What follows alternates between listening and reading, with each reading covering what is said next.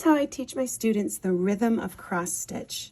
For any square that we want to fill, we have to first find home base, and that is the bottom left corner.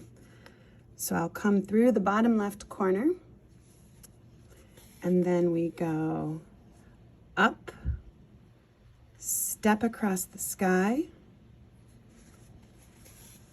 and then we come down and leap across the ground.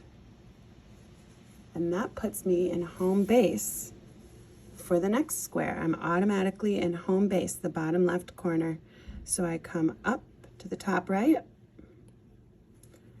step across the sky, and then I come down to the bottom right and leap across the ground. And here I am again in home base. Up, step across the sky,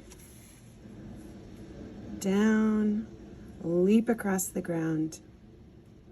Now this rhythm works even if I want to start sprinkling stitches in other areas. Let's say I want to do the stitch above. I'm just going to come right up into the home base of that next square, bottom left corner, and again I'll come up and step across the sky and then come back down. And I might choose to come to a new home base. Maybe I'll go here. Bottom left corner, up, step across the sky, down, leap across the ground. So my needle always stays on the top of the fabric. And if I follow this rhythm, then I know that my threads will all be organized in the same way.